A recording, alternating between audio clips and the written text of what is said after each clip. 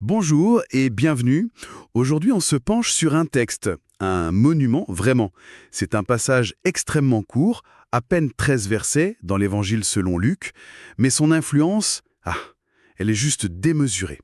C'est le récit de l'Annonciation. On va vraiment se limiter à ce passage. Luc, chapitre 1, versets 26 à 38. Et notre but, ce n'est pas tant de faire de la théologie, mais plutôt une sorte de lecture, presque au microscope. Comment c'est construit? Quels mots sont choisis?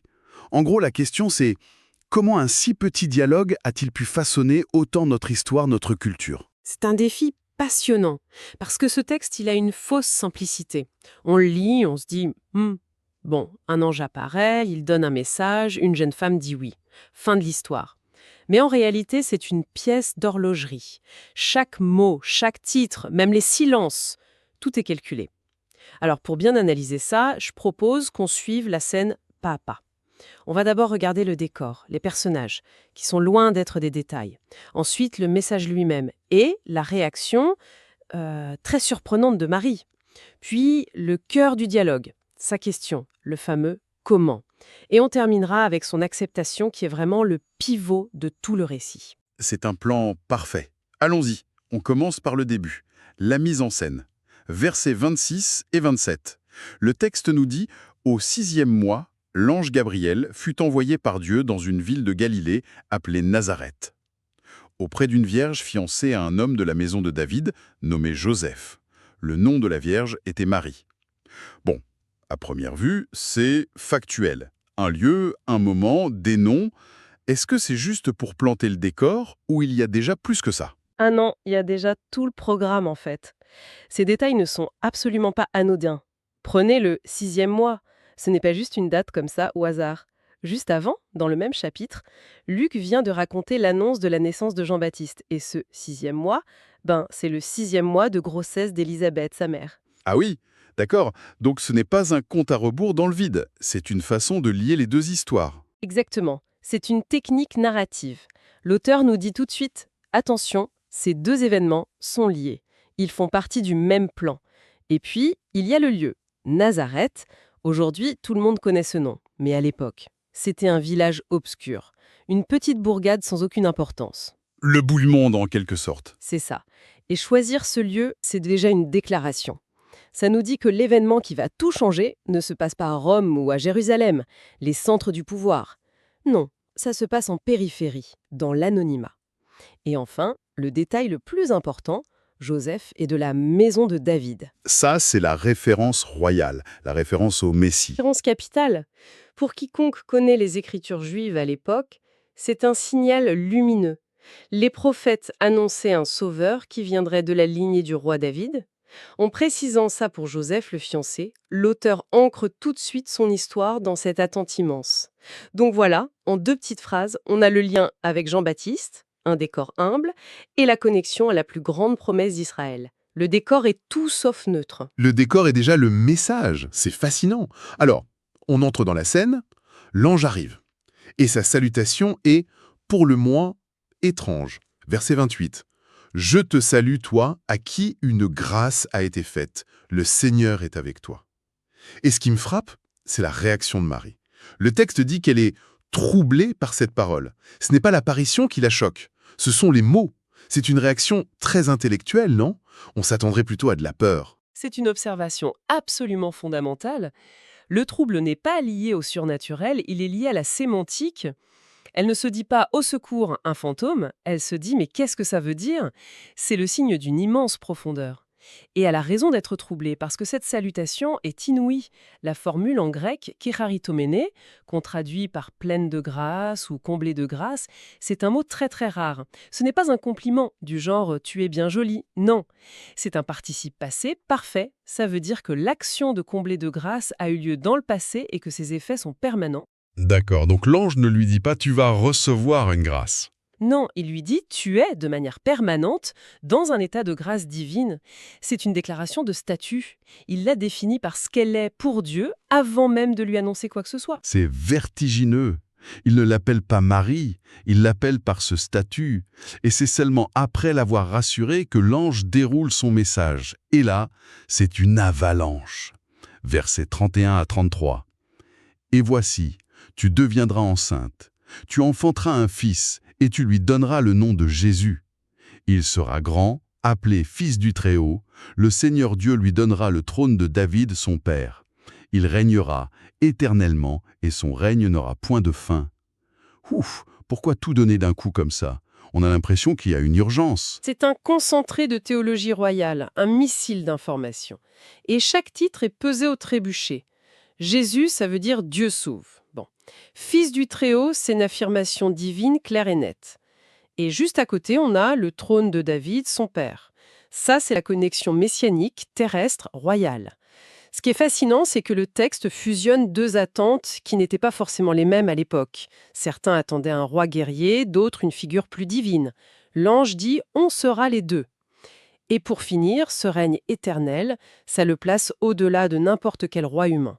C'est tout le programme du christianisme résumé en 3 versets, quoi. Et face à ce programme qui dépasse l'entendement, la réaction de Marie est-elle d'un pragmatisme total? Verset 34, elle pose la question que tout le monde se poserait. Comment cela se fera-t-il, puisque je ne connais point d'homme? Elle ne dit pas « c'est impossible », elle demande le mode d'emploi. Est-ce qu'on peut voir ça comme un manque de foi? C'est une excellente question. Et le texte nous donne un point de comparaison juste avant. Quand l'ange annonce à Zacharie qu'il va avoir un fils dans sa vieillesse, Zacharie doute. Il dit « Comment saurais-je cela? Car je suis vieux. » Il demande une preuve. Oui. Il doute de la possibilité même de la chose. Et il est puni pour ça. Il devient muet. La question de Marie est radicalement différente. Elle ne doute pas du fait. Elle interroge le processus. C'est l'expression d'une foi intelligente qui ne met pas sa raison de côté. Elle accepte le but, mais elle demande à comprendre le moyen. C'est une posture d'une grande maturité. Et la réponse de l'ange est à la hauteur. Il ne donne pas une explication biologique. Il change complètement de plan. Verset 35 fin. Le Saint-Esprit viendra sur toi, et la puissance du Très-Haut te couvrira de son ombre. Te couvrira de son ombre, c'est une image très poétique, mais un peu écrasante, non? Qu'est-ce que ça veut dire, cette ombre? C'est une image d'une richesse incroyable qui vient tout droit de l'Ancien Testament. L'ombre de Dieu, la nuée, c'est le signe de la présence de Dieu qui vient habiter un lieu saint. C'était le cas dans la tente de la rencontre dans le désert ou dans le temple de Salomon. Quand la nuée couvrait le lieu, ça voulait dire que la gloire de Dieu était là. Ici, l'image est transposée. La puissance divine ne vient pas habiter un bâtiment de pierre, mais une personne. Marie devient, en quelque sorte, le nouveau temple. Le lieu de la présence de Dieu sur terre.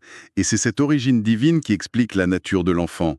L'ange conclut, c'est pourquoi le saint enfant qui naîtra de toi sera appelé Fils de Dieu.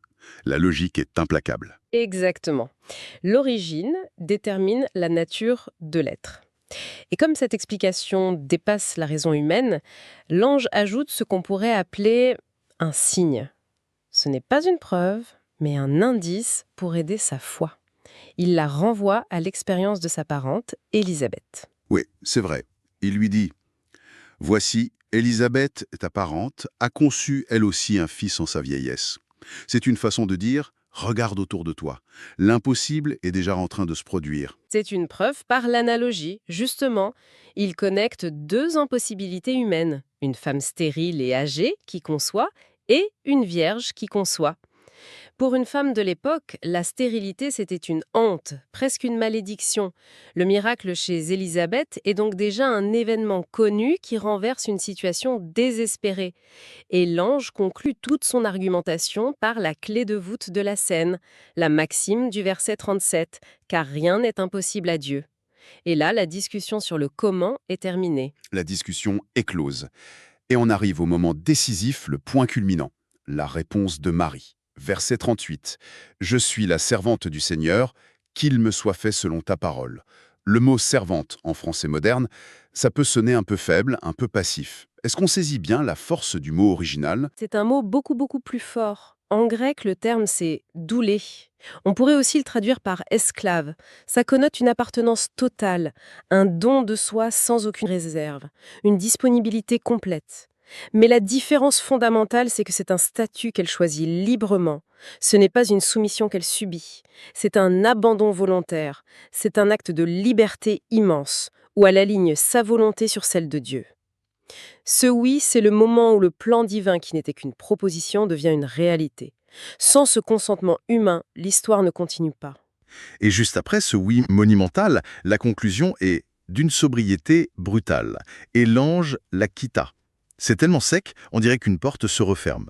Le surnaturel s'en va et elle se retrouve seule dans sa maison avec cette nouvelle incroyable. C'est un choix de narration absolument brillant. Ce silence qui suit est aussi important que le dialogue qui précède. L'échange est fini, mais pour elle, tout commence. Le texte nous force à nous mettre à sa place, à imaginer le vide, le poids, le vertige de ce qu'elle vient d'accepter. L'ange a fait son travail, il repart. Mais Marie, elle, doit maintenant porter cette promesse dans le monde réel. Un monde où une grossesse inexpliquée peut mener à la mort. Le départ de l'ange souligne l'immense solitude et le courage de son engagement. Alors, si on récapitule tout ça, on n'a pas juste lu une belle histoire. On a démonté une mécanique narrative incroyablement précise. On part d'un décor modeste, mais chargé de sens. On a une salutation qui définit un statut, une annonce explosive, une question humaine et pragmatique, une réponse qui élève le débat au niveau divin et un consentement final. C'est un parcours complet. C'est une leçon de densité narrative. En quelques lignes, l'auteur tisse des références aux prophéties, des concepts théologiques hyper complexes et un drame humain très personnel. Et la grande force du texte, c'est cet équilibre parfait entre l'immensité du miracle, du divin, et l'humanité très concrète de Marie. Sa question, comment ? Elle la rend incroyablement proche de nous. Ce n'est pas une figure lointaine qui accepte passivement, c'est une femme qui réfléchit, qui questionne et qui choisit. Sans cette question, la scène serait presque mythologique. Avec elle, ça devient une rencontre à laquelle on peut s'identifier. Et ça me laisse avec une dernière pensée, une question qui n'est pas dans le texte, mais qui en découle. On l'a dit, le récit s'arrête brutalement. L'ange part, Marie est seule. Et la question qu'on peut se poser, c'est que se passe-t-il dans ce silence, dans les minutes, dans les heures qui suivent? Comment est-ce qu'une personne peut intégrer, seule, une nouvelle pareille? Une promesse qui redéfinit toute sa vie, avant même de pouvoir trouver les mots pour l'expliquer à qui que ce soit, à commencer par son propre fiancé, Joseph. Le récit divin s'arrête, mais l'histoire humaine, elle, avec toutes ses complications, ses peurs, elle ne fait que commencer.